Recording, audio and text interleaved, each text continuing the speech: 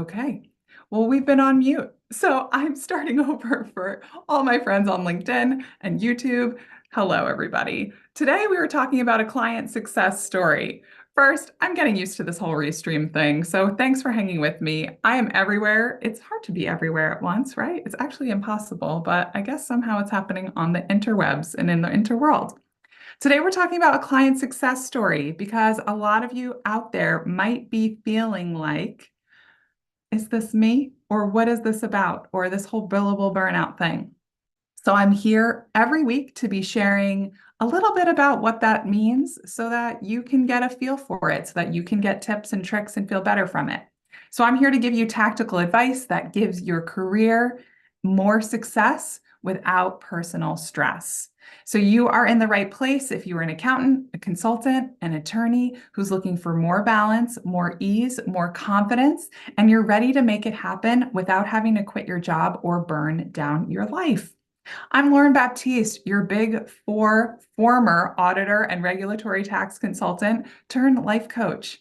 And I'm here to share my, what I'm calling billable hour burnout tips, tricks, tools, techniques, stories, so that you can, as the modern woman, overcome whatever you're experiencing and have the tools to move through. You ready? Let's talk about it. Let's go. Okay.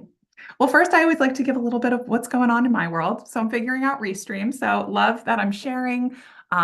I love that I'm live more, and I'm loving the feedback that I'm getting. So if you're here, send me a hello, put a comment, and we'll address it. If you are watching on the replay, do a little hashtag replay and share your comment, and I will get back to you. But this has been so fun. I've been getting wonderful comments and suggestions and questions. So keep them coming because this is for you.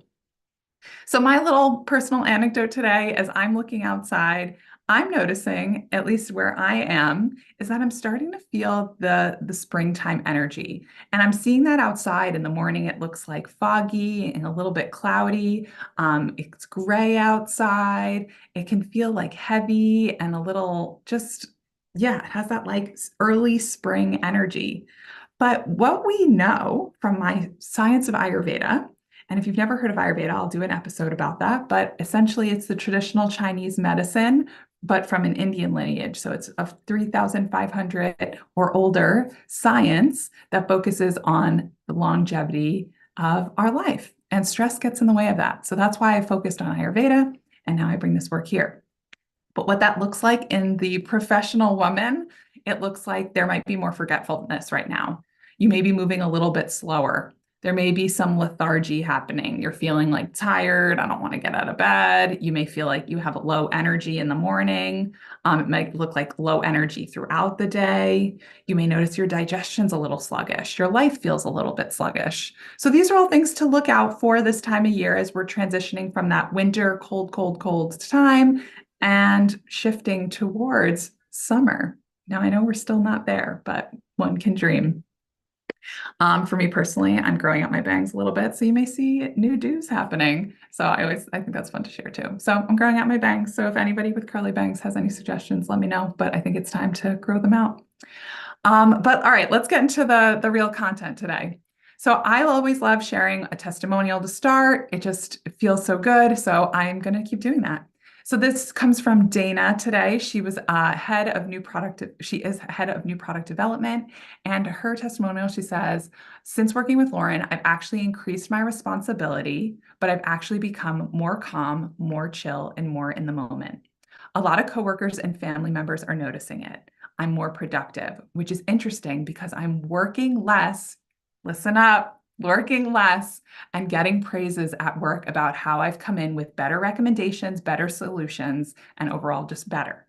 I'm more open to opportunities and ideas because I'm able to be present with my team. Incredible. So loved working with Dana and love seeing her results. And I want to share these testimonials because I want to express what's possible for you. This is why I'm going into our story today. So let's talk about it.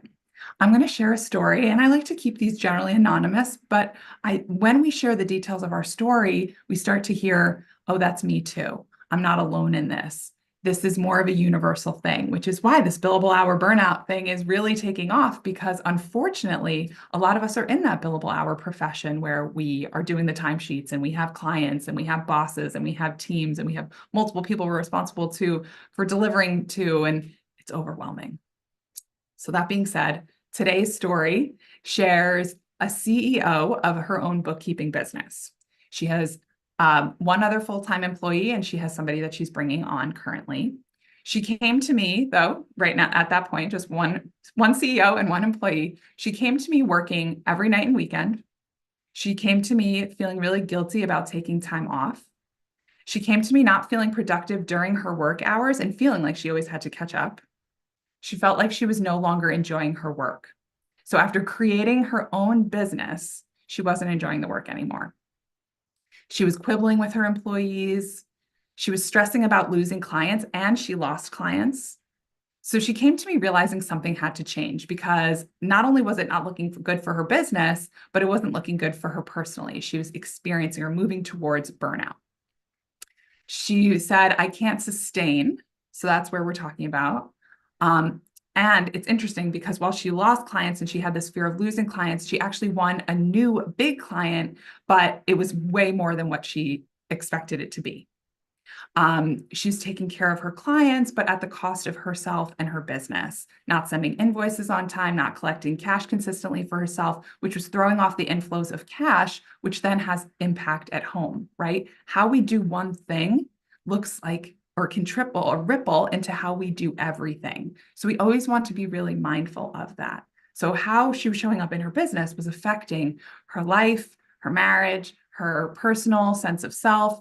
It was having an effect. So when I met her, and as we started doing this work together, I realized right away it was the mindset that was getting her into trouble. While it looks like, okay, maybe is it a time management problem? Maybe is it is it some other problem? Maybe. But what I heard the most was that it's her mindset and her sense of self that was getting in the way.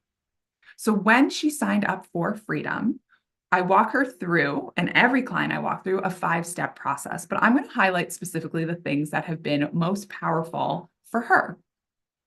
2 things came up. 1, time management, right? So we noticed that time management was a thing. Chronic procrastinator, easily getting distracted, feeling like she's always kicking the can to when it's a statutory due date, kicking it to that final date, getting herself into trouble sometimes too, because of that procrastination, right? Always focusing on the squeakiest wheel client, putting off the clients that aren't saying anything until they start to say something, right? There's a little bit of a time management and a procrastination challenge here. The other thing that was coming up, well, let's start with time management. Let's talk about how we solved for it. So we started to identify that the procrastination was coming because she wasn't managing her time properly. So what we started to do is look at her schedule and understand what needs to be done every month in the business that just needs to be done by maybe the 10th of the month or the 15th of the month or the 30th of every month. So when we started to get really clear on those things, then we were able to work backwards. So we couldn't move past certain statutory deadlines or like at month-end expected deadlines or client deadlines, right? Those had to be fixed in the calendar. But what we could work around is how many times do we commute into the client versus working from home? How many times, or like, how can we use our time most effectively when we're on site at a client versus spending an hour to catch up, maybe slowly going in, not batching work, things like that. We also learned how to end the double booking. So I did a post about this today about double booking and how it can be really toxic to our business, and it can it could like add gas to the fire of our burnout. So we worked through how to schedule, how to make a plan. So we made a plan. We learned how to make a plan, looking at our calendar, working backwards from the big deadlines, then the medium expectations and responsibilities, and then trickling in the little things throughout. Then we used mindset work to honor the plan, or to honor the plan. So once we made the plan, then we use the mindset, because the mind is going to want to procrastinate. The easiest thing is, let me kick that off till later. So when any guilt came up or anything, a fire drill came through, we also had to make sure that we honor the plan that we are already committed to. Now, there's ways that we do that. And when I work with my clients, there's a whole host and list of things that we can go through to make sure that you are managing your time best. But we notice if we can start just by making a plan and honoring the plan and then evaluating on the plan. So those are the 3 steps. Make the plan, honor the plan, and then evaluate on the plan. Then she was starting to make momentum because every time we evaluated, oh, this didn't work. Okay, let's try this instead next time. And then we repeat. So when we started to get in front of the time management, it started to make progress until we noticed that some of the time management was the imbalance of time management was because of people pleasing. So this was the second thing that the program Freedom has helped her with. We identified that she was people pleasing. She was saying yes to clients that expected her to come weekly when she did not need to be there weekly. She was feeling guilty about that they wanted her there, or that she had to do certain things, or that they made her feel like she had to do certain things, but that actually wasn't in her scope of work. That's not what she was charging her clients for. She's not there for FaceTime. She's there to help her clients get their solutions. So once we identified this people pleasing, it unlocked this whole other area where when we hit the plateau of time management, things were going well. When we understood that if we can manage people pleasing, then we have even more time freedom. So it was currently showing up when we started to work together. And when we worked through it, there was the process that we went through, which I'll share on another live, of the people-pleasing overcoming process. But we coached on it. We coached on the feelings that came up, the guilt, the feeling uneasy, the way that maybe we've been raised that this is how it always is. I was raised to be a people pleaser. And now it's hard to break from that as the CEO of my business with clients that expect me to be the way that I was. That can change. So after we uncovered these 2 things that were really getting in the way of her feeling good, that were creating the burnout and getting it and moving her away from feeling good, everything started to change. So we solved for time management, we're solving for the people pleasing, and here are the results after only working together for a few months. She's starting to see herself as the CEO of her business, not just the doer or the person that rolls up her sleeves. She's now has boundaries around her working hours. So someone who used to work nights and weekends now has a confined schedule of working 8 to 6, and then 2 or 3 hours on the weekend on a Saturday morning, and that's it. So does she want more time? Maybe, but right now she feels really good with this new schedule. She no longer feels guilty about, or she's working through, I should say, the guilt of taking the time off. So she's taking time off and working together. We're still continuing to work through that guilt, but she's definitely feeling less guilty and she's feeling more apt to ask for what she needs. So good, right? So we're working through that people pleasing a few months in, and we're making major strides. She's feeling way more productive the hours that she is working. She's created space in her calendar for emergencies and fire drills. She is now using Fridays where she's not going into an office, but she's working from home so that she can set herself up for a weekend that feels more easy. She's starting to enjoy the work again. Now, this is only after a few months of working together. And this is what it's like when you bring a coach into your life, when you bring me into your life. You can see the effects of going from burnout to moving out of it through my process. So I love this. This is the result. So she came in feeling stressed. We identified the solution. We implemented the process, and she's seeing the fruits of that work. Amazing. Okay. This is today's episode. I have a lot of stories like this. I'm going to take you through different accountants and consultants and attorneys that I've worked with, partners of big firms, business owners, principals, you name it. I've worked with them.